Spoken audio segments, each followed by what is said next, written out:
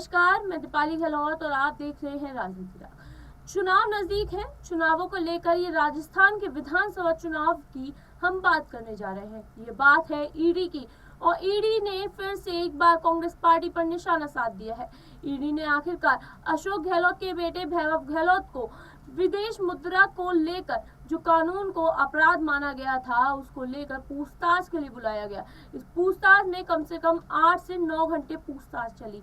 ED के एक वरिष्ठ अधिकारी ने कहा कि राजस्थान के होटल समूह से जुड़ी कंपनियों में ये सारी घोटाले के मामले हैं। आपको बता दें कि विदेश फंडिंग के सबूतों के आधार पर वैभव गहलोत से पूछताछ की गई। उसी के साथ राजस्थान विधानसभा चुनाव नजदीक है और देखा जाए तो अशोक गहलोत की मुश्किलें भी बढ़ती नजर आएंगी।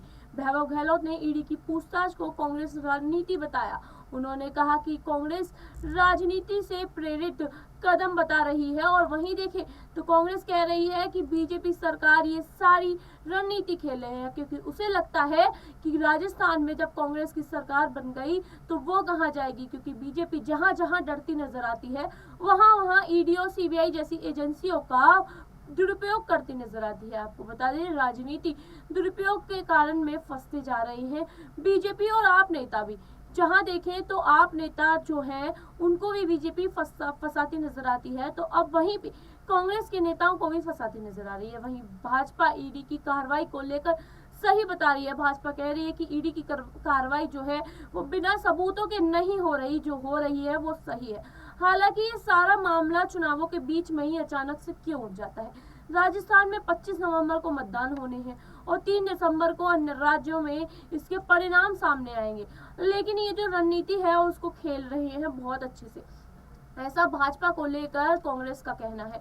पूछताछ के बीच में भोजन के लिए ईडी के मुख्यालय से बाहर निकले जब वैभव गहलोत, तो उन्होंने कहा कि 10 से 11 साल पुराना मामला आखिरकार चुनावों से ठीक पहले ही क्यों उठा लिया गया, चुनावों से ठीक पहले ही ईडी इतनी सतर्क क्यों हो गई। लेकिन ईडी के वरिष्ठ अधिकारी ने कहा अगस्त में ट्रायल होटल इंड्स को लेकर बात की गई थी, जिस पर अभी हमने ये कार्रवाई स्टार्ट की है। उसके पुरमेशन शिवशंकर शर्मा और रतन क्रांत शर्मा ने आखिरकार ठिकानों पर मारे थे छापे, जिसको लेकर दस्तावेज सामने आए। इन दस्तावेज को लेकर वैभव गहलोत को बुलाना का फैसला लिया गया और इस फैसले में आखिरकार वैभव गहलोत को हमने कोई भी नुकसान नहीं पहुंचा।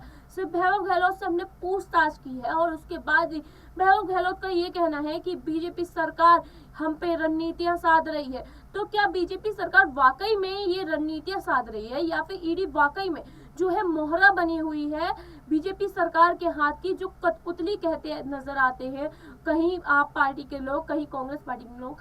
देखा जाए तो वाकई में बीजेपी सरकार के लोगों पे क्यों ईडी का कोई भी निशाना नहीं नजर आता है, न ही बीजेपी सरकार पे कोई भी एक भी आरोप लगता नजर आता है। एजेंसियां सिर्फ और सिर्फ विपक्ष की पार्टियों पे ही नजर आ रही हैं, लेकिन देखा जाए तो बिल्कुल भी बीजेपी पार्टी के इर्द गिर्द बिल्कुल नजर नहीं आती। तो इसी को लेकर ये हमारा आपसे भी सवाल है कि वाकई में आपको भी लगता है कि बीजेपी सरकार करा रही है ऐसा कुछ, या फिर ये सारा ईडी का एक अलग ही मामला चल रहा है और ये इसका कोई भी विधानसभा चुनावों से लेना देना नहीं है। हालांकि इनका चुनावों पर असर तो पड़ता दिखेगा ही, क्योंकि चुनावों को लेकर ये सियासती मामला जो है बहुत ज्यादा एकदम बढ़ता नजर आ रहा है। आपकी राय क्या है? क्या आपको भी लगता है ये सियासती मामला है या फिर सिर्फ ईडी की ये छापेमारी चल रही है पुरानी चीजों को लेकर? क्या वाकई में ईडी का कोई भी कठपुतली बना हुआ जो कि बीजेपी सरकार के लिए कांग्रेस पार्टी आप पार्टी कहती है, क्या वाकई में ईडी बीजेपी सरकार की कठपुतली नहीं है? आपको जो लगता है वो हमें कमेंट सेक्शन में जरूर बताएं। ऐसी ही खबरों के लिए अपडेट्स के लिए जुड़े रहे राजनीति राग के साथ।